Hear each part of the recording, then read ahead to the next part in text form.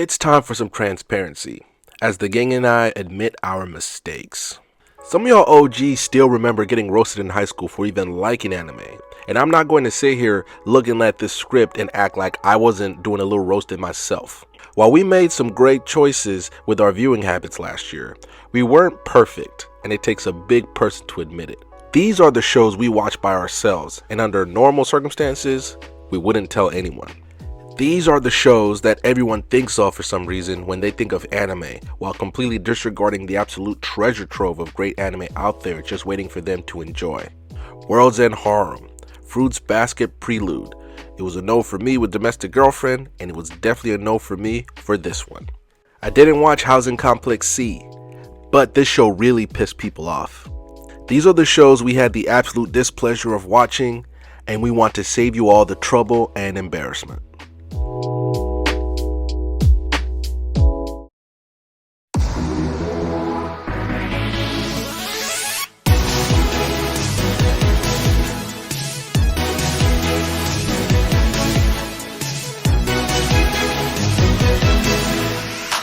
My just avoid at all costs anime for 2022 is Yurei Deco, a mystery anime made by the same studio that made Keep Your Hands Off Eizouken.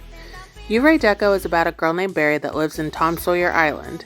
In this city, everyone has a device put in their eyes at a young age that lets them see life through an augmented reality. You can change your avatars and other aspects of your city through love, which is basically like getting likes on social media. Barry's deco breaks in one of her eyes, so in that eye, she starts being able to see the city and people as they truly are and not through AR. And this is how she meets Hack, a girl who lives outside the system. So, the idea of this show is actually really cool. It has a lot of potential and could have been something special, but at the end of the day, it honestly just is not good at all. That's a damn shame. I was drawn to it because the art looks unique and is really colorful, but as you watch it, it just really seems cartoonish and just lacks any substance at all. Phony. I hate phony. None of the character designs are anything special. It's extremely mediocre artwork. Damn. The plot seemed like it would be cool, but once again, it lacks substance. Damn. It has themes of going against government censorship and the brainwashing of social media, so I think that the creators thought they were doing something big with it, but it totally just misses the mark and is horribly boring. Damn! There's no good character development at all. I just really did not enjoy this anime in the slightest bit. I'm sure there are people who can appreciate it, but I'm not one of them. This one's a no for me, dog.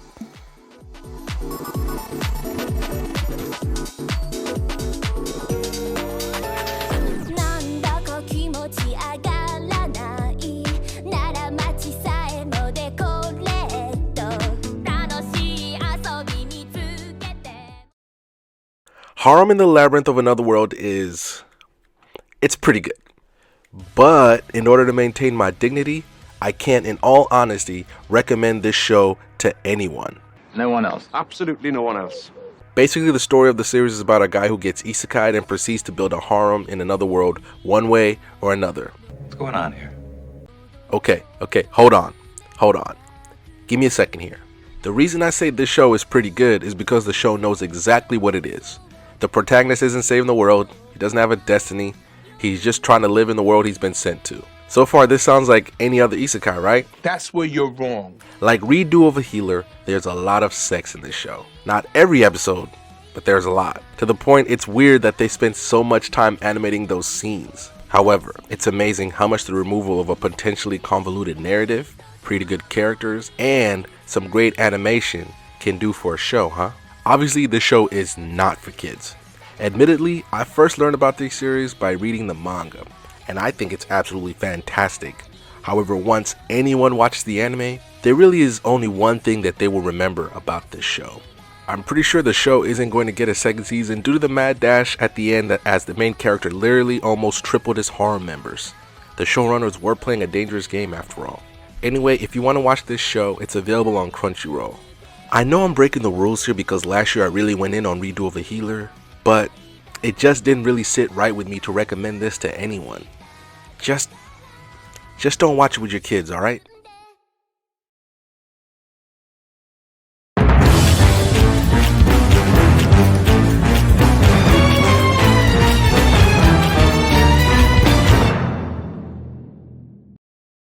Maybe the best part of the anime year of 2022 was the returns.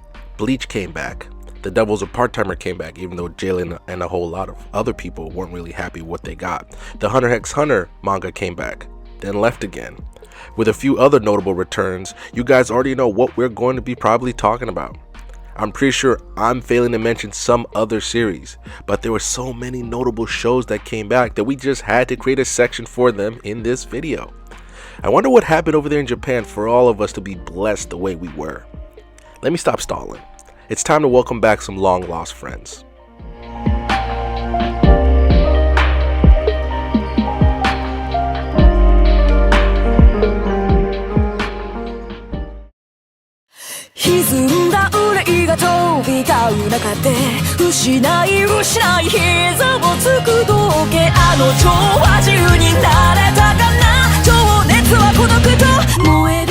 Classroom of the Elite first aired in 2017.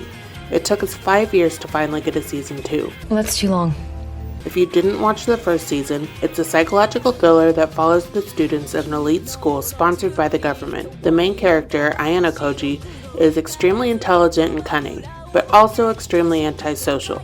He's very mysterious and seems to have a lot to hide, considering he never shows anyone his true abilities. I really loved season 1, but I will admit that after starting the second season, I had absolutely no idea what was going on for a while, and it took a few episodes to get me invested. I'm not sure if it had just been so long since I had watched the first season, or if the transition to season 2 was just poorly executed. But if you watch it, I would suggest at least rewatching season 1. Otherwise, you might be lost in having to watch episodes multiple times to understand like I did. After finishing season 2, I have very mixed feelings. It's cool because we find out more about Ayano Koji and secrets surrounding other students as well, but some of the plot twists just seem kind of pointless. I'm also split on my feelings about Ayano Koji. He's a cool main character and he's always been cold and seemingly emotionless, but it seems like they might have tried too hard to push that point this season, and it made it just feel kind of forced. But we do at least get to see him go off at the very end of the season, which is very satisfying. I felt like the whole season in general seemed rushed, and it was definitely not as good as season 1, but I feel like it's still worth the watch. I'd give it like a 6.5 or 7 out of 10. Both seasons are available to watch on Crunchyroll.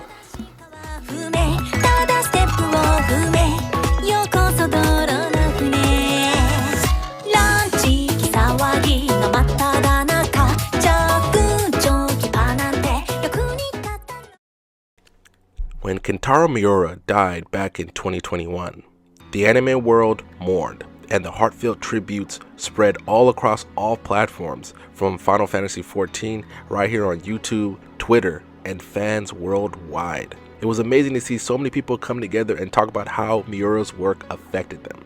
However, there was one big question left on the table. What was going to happen to the Berserk manga? Fans were pleasantly surprised when news broke that the manga was coming back. Oh my god! Okay, it's happening! Everybody stay calm! What's the procedure, everyone? What's the procedure? Stay calm! Wait! Everybody calm down! My experience with Berserk was really only limited to the Golden Age movies released back in the 2010s, which you can find on Netflix and Crunchyroll. However, Berserk is just one of those series that everyone just knows, whether you're into anime or manga at all. So I was definitely interested in learning more about this series since the manga's return was announced. And my god, I thought Subaru had it rough. Jesus Christ, it's a damn tragedy what has happened to Guts. Look how they massacred my boy. How could they take Casca away from him like that? He just got her back. Now I'm so intrigued to see where the story takes Guts next. Guts has lost a lot in his life, like a whole lot. But maybe for the first time, he's truly lost everything. And I mean everything.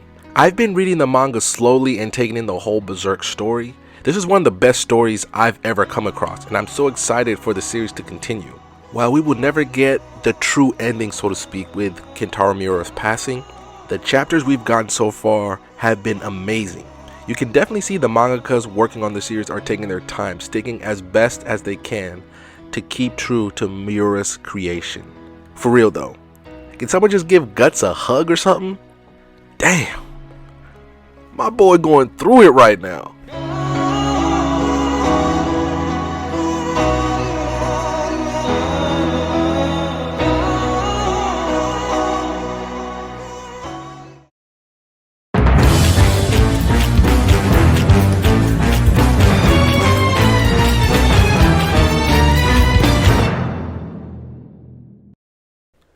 Man, 2023 is looking stacked as we embark on the new year, with Hell's Paradise finally coming to TV screens this year.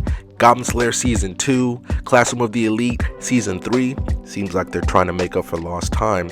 Rurouni Kenshin is coming back, Spy Family Season 2, plus don't forget the movie.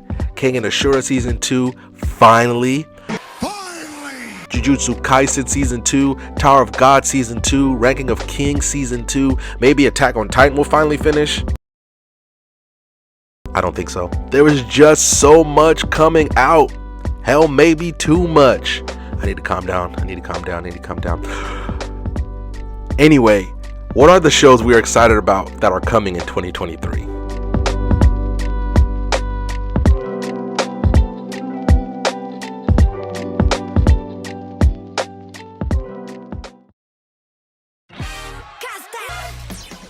From what I've read, Mashle is going to be an anime about a kid who lives in a magic world where magic is everything, except he can't use magic.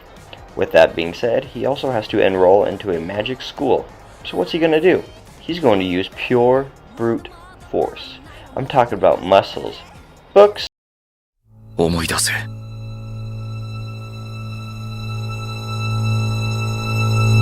この世界に来た時のこと。 Oh, baby. You already know. Well, the OGs of the channel should know. The second season of Mushoku Tensei Jobless Reincarnation is coming this year. My favorite isekai series of all time. Hell, maybe my favorite anime of all time. And this season will cover my favorite part of the entire story. Rudeus's time as a lone adventurer, which includes some heartbreak, a very serious medical condition that men suffer with all over the world today. Plus, there will be a fateful reunion. From all the news I've seen, everything from the source material being covered, which I'm kind of surprised they still didn't go the movie route with, to the length of episodes has me very excited for the upcoming season. I don't want to say anymore and spoil what should be an amazing second season. Please, Studio Bind, do not let me down.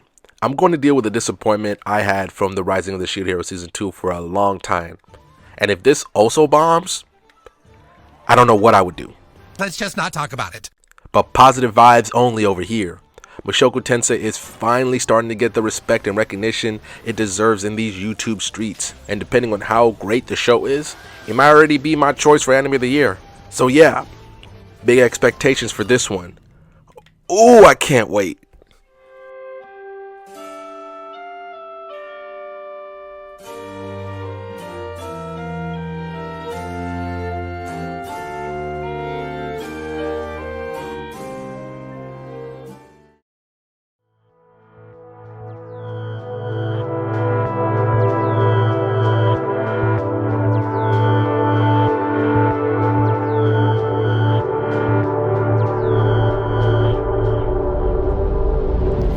If you're not familiar with and are not already very impatiently waiting for this anime, Solo Leveling will be a must-watch in 2023. It's been a long, hard wait for this one, but good things come to those who wait, and A1 is finally confirmed an anime adaptation.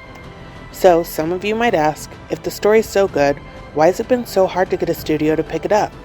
I think probably the biggest reason is that the story is not from a Japanese manga, but is a Korean web novel adapted to a webtoon.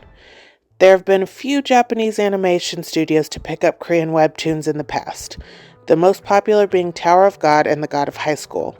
And while there were some people that liked them, overall anime adaptations of webtoons have not been received well. The stories have not been told well, they've been rushed through without proper character development, the art style is different and seems to be harder to adapt than manga, which for this webtoon specifically will be difficult because the artwork is insane. And honestly, there will be scenes that will be very hard to adapt without taking away from the original work. But if it's done correctly, it's going to be a masterpiece. I think A1's work on Sword Art Online and Gate will make them a really good fit for this adaptation, so I do have high hopes. Solo Leveling is a story about Sung Jin-woo. Jin-woo becomes a hunter fighting monsters and raiding dungeons to pay for his mother's hospital bills and support his family, but he is extremely weak. The lowest ranked hunter, nicknamed the weakest hunter of all mankind. While raiding a low-ranked dungeon, him and his group find out that it's what is called a double dungeon, but the terror inside far exceeds the high-ranking dungeons.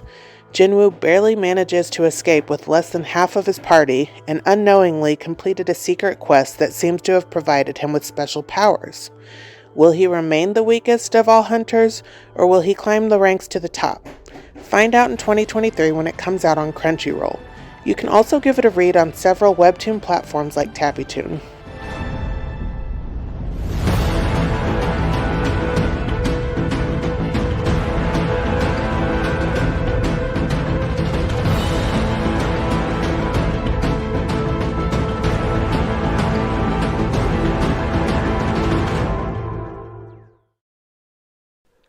Okay, wow.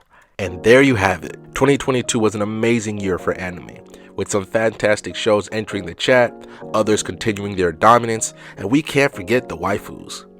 So many waifus. Hell, 2022 may low-key be the year of the waifu. Once again, we stayed ambitious with these.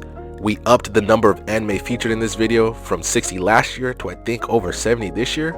Can someone double check these numbers for me, please? Of course, there was a manga recommendation as well. I mean, how could the Berserk manga come back and I do not mention it? I'm just saying. I also have a few thank yous to give out as well. First things first, I gotta thank Alyssa and Jalen for helping me out despite their very busy lives. Alyssa came in clutch as well when Amber couldn't help out with the video this year, and she did it all while she was pregnant. In fact, she gave birth to a beautiful baby a few weeks after her part of the video was finished. Alyssa, you're an absolute beast for helping me out like that, and I'm eternally grateful. Jalen was a busy guy himself with him running his own business, plus he got married. Meanwhile, I'm over here just kind of sitting here, not doing anything of note now that I think about it. Anyway, both of them truly had so much on their plates that I'm amazed they were able to help me out at all. And can we give them a round of applause, please? Thank you to both of you from the bottom of my heart. Next, to you all who have been supporting me. I mean, that Bakugo video alone, my goodness, over 10,000 views? 10,000 views? Fuck, man. Thank you guys. Last but not least, I have to thank Heather. For those of you who are confused, my hard drive broke last year, right before I finished part 1 of these series of videos. And that's the main reason why this video took so long to make. I was pretty heartbroken at the time. Anyway, thank you Heather for saving my sanity, and I'm back on track with my video plans for this year. This whole experience got me thinking about something I want to try for next year's anime year in review video, and I think this might be the way to go. Jalen and Alyssa, and maybe Amber if we could work something out. We're gonna need to talk soon. In 2023, I plan to branch out more with my content, and I plan to talk about more than just anime and manga. However, don't worry, anime will still be the meat of my channel. But I just have too many thoughts running around in my head to stick to one subject or category, and it's been really hard to just kind of control myself here. Future plans aside, it's time for me to finish this video off right. Like when I recommended Please Don't Bully Me Miss Nagatoro last year, this year's recommendation was just too good to be slotted in a section when it deserves its own spotlight.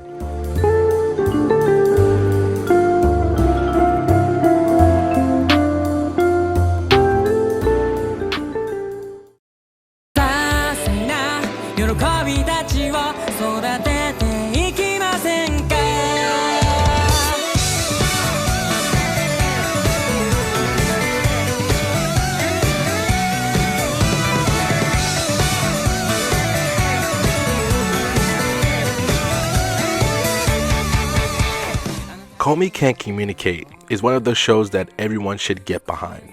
It's a slice of life manga series written by Oda Tomihito, and at the time of this recording, the series has 28 volumes in circulation. The show's premise is a simple one. Komi Shoko suffers from a communication disorder, and even though she wants to interact with the people around her, She just can't. That was until she met Tadano Hirohito. And for the rest of the video, Tadano will now be referred to as Chadano because it's only right we call him by his rightful title. With Chadano's help, Komi learns to be more sociable, and they create a goal for Komi to strive for, to have 100 friends, with Chadano being her first one. One thing that is made immediately clear is that the entire show revolves around Komi. I know that is clear since her name is in the title, but when I say the show revolves around her, I mean the show basically stalks her. Everyone literally adores her to extreme levels, even by anime standards. I actually call it the Komi effect, or better yet, the Komi curse, and no one is immune to it. Komi Can't Communicate has one of the strongest premieres I've ever seen in anime, especially in the oversaturated romantic comedy genre. You could tell Studio OLM knew they had gold on their hands and created a fantastic show, which should be expected since the studio has also made Please Don't Bully Me Miss Nagatoro, Odd Taxi, and a literal buttload of Pokemon media. And to my great surprise, the 1997 Berserk anime, among other notable work. The one thing I love about this show is its amazing cast of characters, some of which could get their own spin-off anime, but more on that in a bit. The fact that the show utilizes almost every character in the show in some meaningful way is utterly amazing. For some reason, I always remember this character every time I think about the show. In the 20th episode, the class goes on a school trip to Tokyo. There we meet the class's tour guide. Oh man, her name escapes me for some reason. Hold on a second. Ryoko Tenjoin. Thank goodness, this was going to bother me all day. I love Ryoko, even though I can't remember her name, but that's besides the point. In the span of 8 minutes, we learn everything about her, from why she wanted to be a tour guide in the first place, to her self-doubts about her job.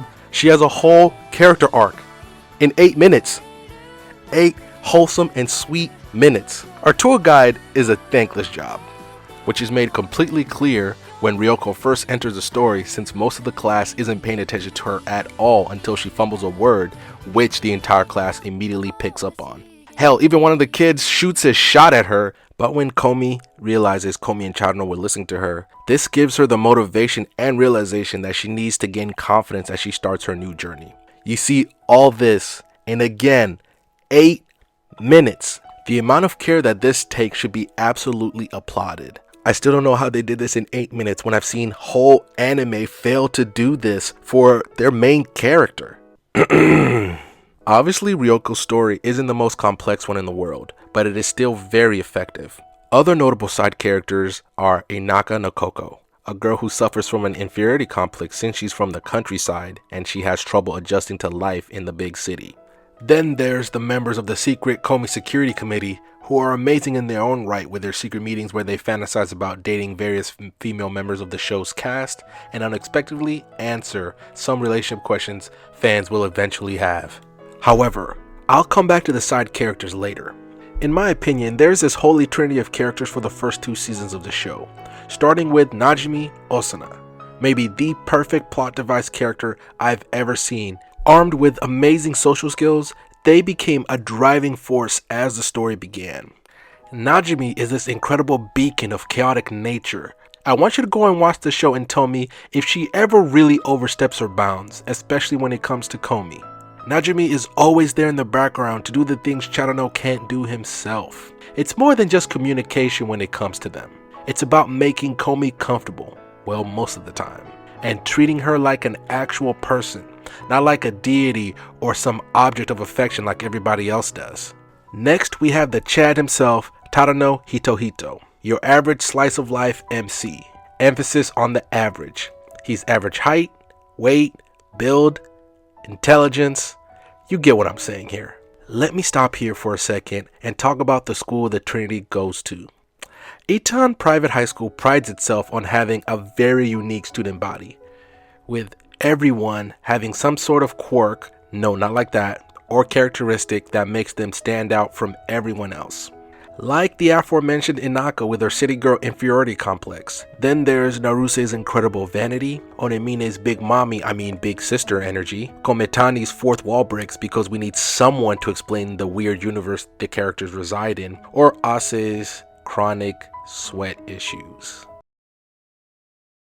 Look, some characters' quirks are better than others, but hey, I love her all the same.